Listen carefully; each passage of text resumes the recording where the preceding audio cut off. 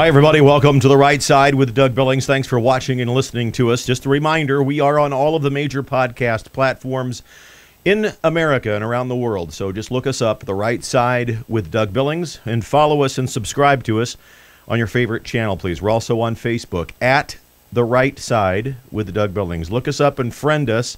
Follow us on Facebook, Twitter, at Doug Billings, Clout Hub, at Doug Billings, and Parler, at Doug Billings. And MeWe, little old MeWe. With regards to YouTube, subscribe to the channel over there. It's growing like crazy. We're flattered that we've become and noticed and nominated as one of the best up-and-coming conservative political talk shows in the country. We're grateful for that. And so if you'd like to sponsor the program, let us know as well. But ladies and gentlemen, we are at a dangerous point right now in our republic. But despite that, my overall messages with you guys has always been one of hope and optimism. And I'm not changing that pathway and that mantra. I'm simply pointing out the truth. We are at a dangerous point with regards to the election. We, in our republic, we simply cannot stand for any person at all who has so much fraud surrounding him with regards to a potential election to the presidency of the United States. Because if that person is proven to belong to a political party that has committed election fraud, the seriousness of that can't be understated. It's impossible to understate the seriousness of that. So it's no wonder that in a recent poll from Newsmax that 2/3 of the nation say that it's completely fair for President Trump to pursue a recount in certain key states. You know, in my view, we should probably just do the whole thing over, but I don't know. That's probably not realistic. But I want to get back to the Newsmax poll. It was conducted in tandem with McLaughlin and Associates, and it was released on Thursday, Thanksgiving. It says that 67%, it's 2/3 of the country, basically, likely voters, they back Trump's recount efforts, where the vote margin in his race with Joe Biden were 1% or closer, which applies to states like Georgia, Pennsylvania, Wisconsin, and Arizona, all of the states that are in the news today because of what's going on there and how close the vote was and how riddled with fraud it appears to be. So the key breakdown with that survey, and I found it interesting, and I'll comment just on a few of the bullet points from the survey, and then I want to go into a constitutional application of and a reminder of what is in store for us and how the Constitution really doesn't need to be interpreted. That's a key word. The Constitution is written in English, ladies and gentlemen. It doesn't need to be interpreted. It needs to be applied. So here are some of what I think are the key breakdowns in this new poll that has come out again from Newsmax and McLaughlin and Associates. It really says that 93% believe that is, if Trump is screwed out of this election, that he should run again in 2024. Now, I think that is a great idea, but let's get through this first. Let's focus on getting the win and not allowing the steal to happen here. So 2024, fine. I think President Trump is going to remain one of the, if not the most powerful conservative voices in the country until he decides to retire from politics altogether, and maybe even beyond that. Also in the survey, it was revealed and someone else emerged as a potential leader and candidate for the presidency in the future, and that's Don Jr. And that probably doesn't surprise many of you. We can talk about whether or not you think it's a good idea. I like Don Jr. I think clearly among all of the Trump children, it makes sense that he would emerge as the possible politician of the group. He puts himself out there as such more. Eric Trump and Ivanka seem to be more engaged. Although they advise their father, don't get me wrong, they seem to be more engaged in the leadership of the Trump company. And Don Jr. seems to be transitioning away from that perhaps into becoming an elected official himself. We'll see. But that's what this poll indicates. that if they had a choice, they would like to see President Trump run again in 2024, and also they would like to see perhaps Don Jr. become a politician. So we'll follow that, and we'll see if Don Jr. follows in his father's footsteps. 94%, another bullet point I found interesting, 94% of Republicans blame most of the voter fraud in the recent election on the Democrats. That's like a no-brainer, right? 6% actually said the Republicans were to blame. That 6% is the amount of people within the Democratic Party that, or at least in the survey, that were just intellectually immature. I mean, if I'm asked the question point blank, do you think both sides cheat? Of course. Of course. I don't think we've ever seen anything on this scale, however. And when you look back at what Biden said himself, the most extensive nationwide voter fraud organization ever created, I don't think that was a faux pas. I think that was a Freudian slip. I think he said the truth, and we need to believe it. 51% of those polled said that voter fraud is a problem in big Democrat-run cities, compared to 49% who say it's not a problem here at all. I think that all you have to do is look at the Democrat-run cities throughout the country, beginning in January to current day, and look and see where the problems in this country are. The Democrat-run cities, and this is a fact, it's not a person's political opinion, all of the rioting, the chaos, the arson, the anarchy, the murder, the rape, massive crime sprees happened in cities that are run, led, and managed by members of the new Democratic Socialist Communist Party. That's just the truth. No such activity happened in cities that were run, managed, and led by members of the Republican Party. Back to the survey, an overwhelming 90% of the people surveyed approve of voter identification laws that make certain that every vote cast is legal. So I want to say a word about that. You know, the new Democratic Socialist Communist Party has long supported this whole, elections and votes should be open to everybody. I mean, even non-citizens, right? They've gone that far. Now, to those of us on the right side, and to those of us in general who have any sense at all of intellectual maturity, that's crazy talk. Only legal votes should count. And it's just ironic to agree, and maybe it's a bit of karma, that in my opinion, the thing that the Democratic Socialist Communist Party was most ardently in support of during this last election cycle, which was the everybody can vote mantra, right? Doesn't matter if you're a citizen, mail-in votes, absentee votes, no signature required, no ID required.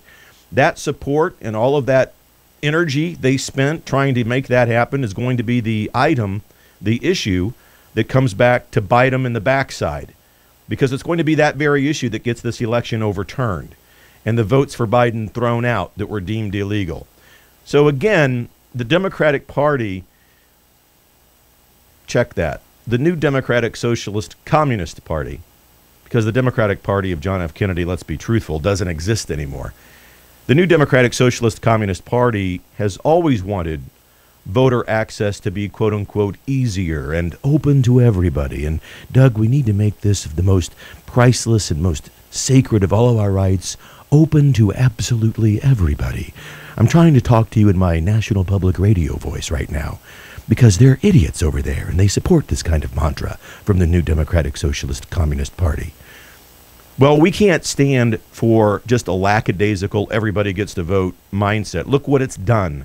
This is exactly the kind of problem, the thing that we're experiencing now in this country is exactly the problem that the new Democratic Socialist Communist Party has brought upon itself with regards to the chaos and the fraud and the possibility, the very real possibility that this thing is going to end up in the Supreme Court and the votes that are deemed illegal are going to be taken away.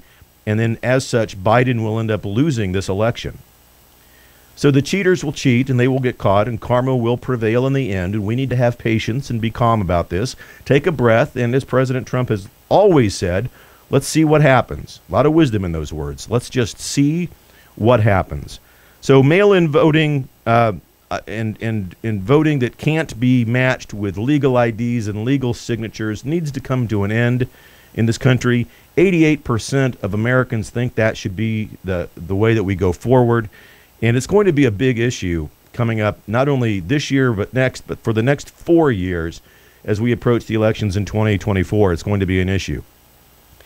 But since they've been promoting the no voting requirement, right, and opening this thing up, we'll begin to see, I think, a groundswell of resistance to that, and we'll have a victory there. I can't imagine with this kind of numbers, the 88% of folks out there wanting this thing, we're gonna prevail, because we can't win. Republicans can't win in that scenario, and the only way that the new Democratic Socialist Communist Party can win is if they cheat. Look at this election. There's no way on God's green earth that Joe Biden got 80 million votes. I mean, he couldn't even get 1,000 people to watch his Thanksgiving Day address, and he can't pronounce Psalms correctly. You know, we're all going to take a reading from palms today, ladies and gentlemen. We're going to have palm readers come in, and we're going to have a reading from them. Thank you very much. It looks like you have a long lifeline. It was ridiculous. There's no way that the guy got more votes than Hillary Clinton, Barack Obama, Donald Trump. No possible way. And again, the only reason anyone would say otherwise is because of either A, intellectual maturity, B, blind partisanship, or C, they're just simply uninformed. So don't be despondent when you hear of the process of this going through the courts and it taking a little bit of time. And even if there's rejections in the courts, like today, there was a Pennsylvania court that threw out Trump's lawsuit, and there was a couple of Republicans on that circuit court. The Third Circuit Court is what I'm talking about. A couple of Trump appointees on there. Now, the strategy is, of course, don't be despondent and don't think, well, the Trump appointees betrayed us. No. The faster this thing gets up to the Supreme Court, the better. So I don't pretend to be in the heads of the judges that voted against this and said there's no proof of fraud, but we'll let it go. The sooner we can get this thing in front of the Supreme Court, the better. So don't worry. Give yourself permission not to worry about these lower court defeats. The Third Circuit falls under the jurisdiction of Clarence Thomas. We all know where he's going to fall. So hang on tight and keep on praying, but give yourself permission not to panic about it. We're on our way to the Supreme Court, and the faster we get there, the better. So we know those things are going to happen. We're going to lose a few in the lower courts because they're highly liberal courts and they like to legislate from the bench. So again, try not to worry about that one. And now I want to talk a little bit about the Constitution, because inasmuch as I tell you not to let those things worry and bother you, I really do mean that. These things in the lower court rulings, for example, they should be like water on the wing of a duck, right? For us, they just roll off unaffected.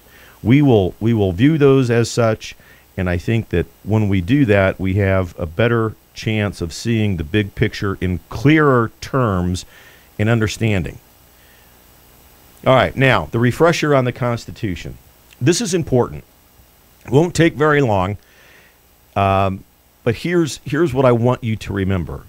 Number one, never in the history of our republic, not once, ladies and gentlemen, have we ever elected a president on what we call Election Day. It's never happened before, ever, and it didn't happen this time either. So get all of your thoughts of this projected winner nonsense and all of the talk of president-elect out of your heads. I know it's rampant. People in the media talk about that all the time. But don't give those things permission to throw your day out of whack. All right? Number two, our presidents are elected by the most brilliant system ever devised in the world with regards to how elections are determined. The Electoral College. Okay? The Electoral College meets by law in the middle of December. This year it happens to be on December 14th. And they elect our president, ladies and gentlemen. All right? The president is not elected by a popular vote that happens on Election Day.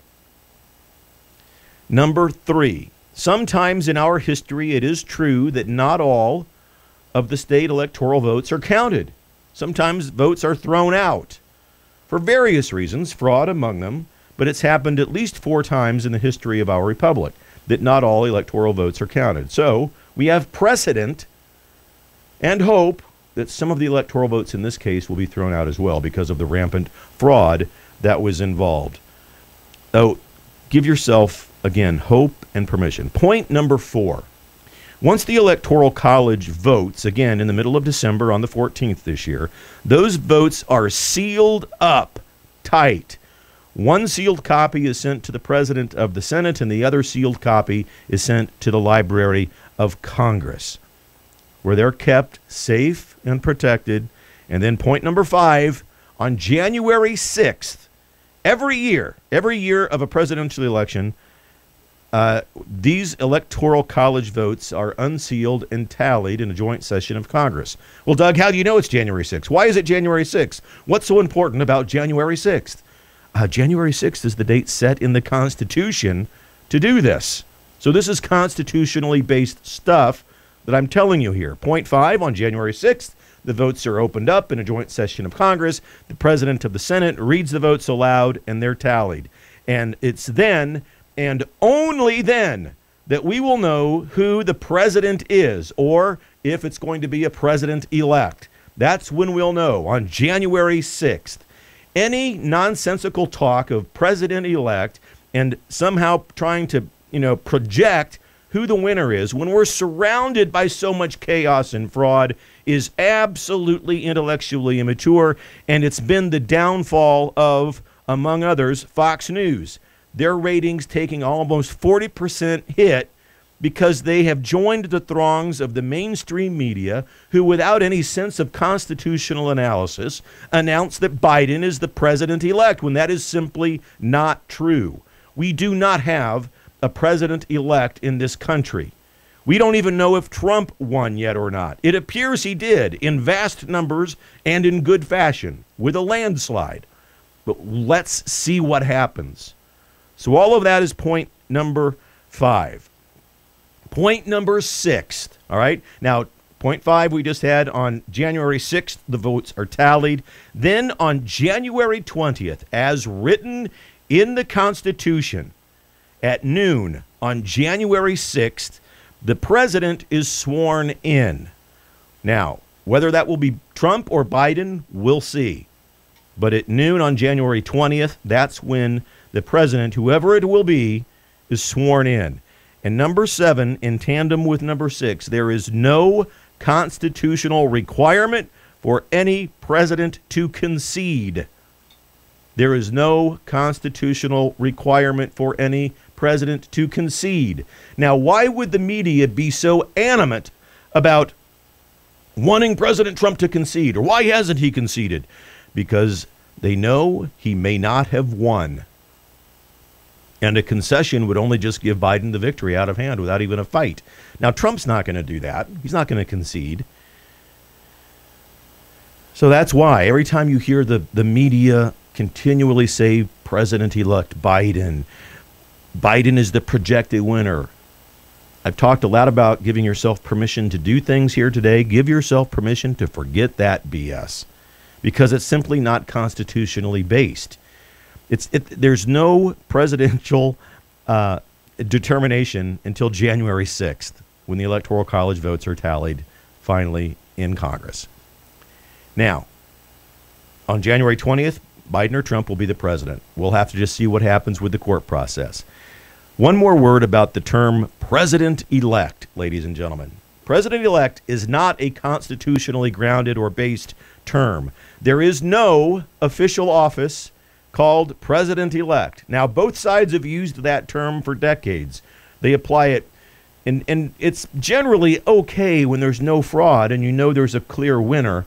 I don't have a problem with calling somebody president-elect. But in this case, this year, given all that we know and that we suspect, no. Biden is not the president-elect. Now, back to just taking Biden and Trump out of it. The term president-elect is not constitutionally based. Nowhere in the Constitution will you find, yes, the person who is the apparent or projected winner is called president-elect. The office, so to speak, or the term president-elect has no power, has no ability to form or give suggestions about policy. There's no authority at all granted to this position because the position itself simply does not exist. To engage in talk about President-elect Biden and continually call him that, given the current climate, is intellectually immature. And that's why Fox and among other people and places and news organizations have just plummeted in the rankings, in the ratings. And why places like Newsmax and OAN, One American News Network, and others have, the ones that have not projected anyone a winner yet, their ratings are surging. So, no reputable news organization, in my opinion, would project anybody, regardless of party affiliations. Nobody should be projected the winner of this election where there is so much fraud and suspicion of criminality.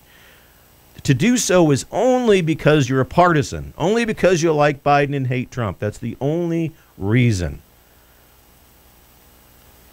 So again, in the wise words of President Trump, let's just see what happens and give ourselves permission to forget all the BS that surrounds this thing. So the Constitution is clear. I want you to have hope in that and believe it.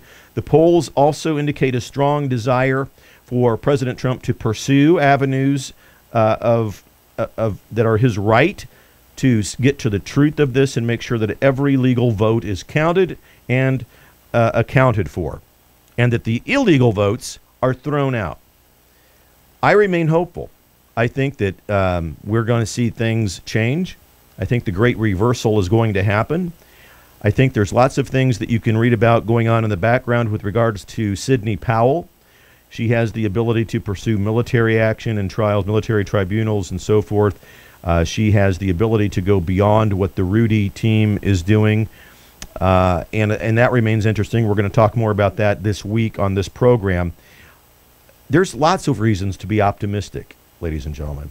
Lots of reasons. We haven't even touched on the Dominion voting systems and their ability to change votes and the huge vote dumps that came in over the night. So, be hopeful. Be courageous in your hope and be determined with your patriotism. The right side, the Republican Party, is still, although it's not a perfect party, is still the party of Trump. It's the party of Lincoln. It's the party of Reagan.